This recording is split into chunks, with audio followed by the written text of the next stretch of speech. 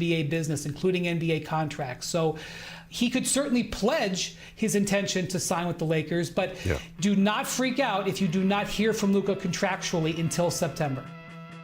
Yeah, and look, the reason it's an August 2nd extension date is because he waited until after the Olympics to sign his previous contract for the Mavericks, even though that deal was a mere formality. He was asked at his exit interviews that year about, hey, what do you think of maybe signing that Supermax? And he laughed and said, you know what I'm going to do. This is not a mere formality. This is the first time that Luka Doncic has really had a decision to make in terms of the contract. There is no Supermax eligibility. That blew up when the Mavericks shanked him in the back and shipped him to L.A. That's just a simple fact of the matter. And look, one way to put it. It's the honest way to put it. It's certainly the way that he felt about it. This will be an indication of what kind of faith that Luka Doncic has in that Lakers front office. And again, it's not about when it's signed. If he wants to wait until after Eurobasket, that's fine. But if it's not signed heading into the season, that will loom like a black cloud over the Lakers this season. Because anytime there would be a 3-game losing streak, it already would be the lead of our show or SportsCenter, but it would come under even more scrutiny if it's, well, what is this going to mean for Luka's future, Mark? Yeah, no, I was around when KD was going through that every day. Which time? Well, the Golden State thing. But with Luka, this is kind of like a cool European tour right now. He's in great shape. He's changed his diet. He's obviously in Slovenia getting ready for the national team, but he was just in Greece. That looks like a good time. Hanging out with Jordan. I'm sure the turn-up was outstanding in Athens, Greece.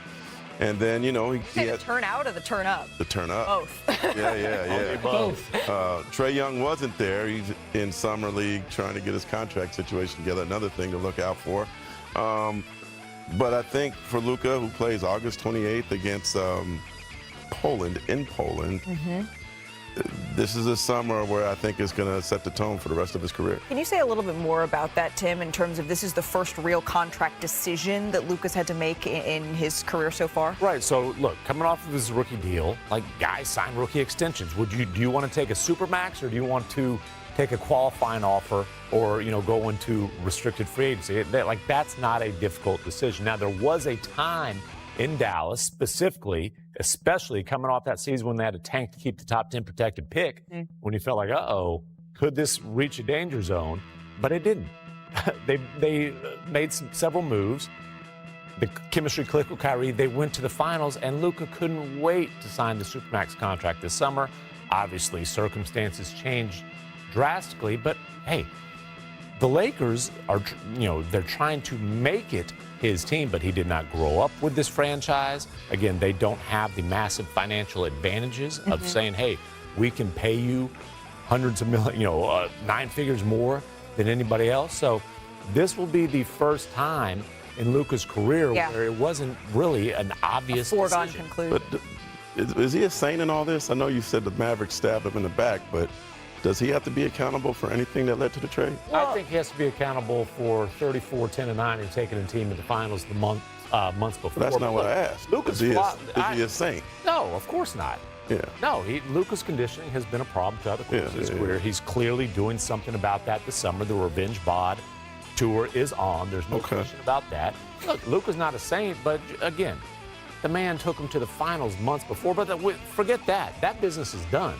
Let's focus on the business that Luka has in front of him this summer. I don't think it's time to litigate sainthood, but it is time to litigate a contract here for Luka Doncic. And the Lakers clearly want him to be their next face of a franchise. And by the way, nobody is saying that he is not going to sign this contract. We're just talking about the date in which it could be signed. He does have a decision to make, Brian. But can you just map out what it looks like? Let's say he doesn't sign a contract going into the season. Can you just map that out for us? Well, there's 3 max contracts that NBA players, superstars, can sign. One that's worth 25% of the cap, 30% and 35%. Depends on years of service. The first one I call the fun max because almost everybody who's offered it signs it. It's no big deal, like Bontemps discussed. Fun size. Like McMahon discussed a minute ago. Then there's the stress max. This happens when it's a player's second max contract. This is when players sometimes leave or are not really worth it. This is the stress max right now for Luka. The Lakers are a little bit stressed out about it. Then there's the legacy max. When you get the 35%, you're home free. Everything's going to be great. This is the stress max situation. So if he signs it, relief for the Lakers. They can spend a little bit of time looking at their roster over the next 2 or 3 years, making decisions that are not based on what's going to be best for us tomorrow. What are we going to present to Luka in 2026? We can think about what the team looks like in 27, 28, etc. If he doesn't sign it, he can be a free agent next summer when there's going to be 10-plus teams with cap space.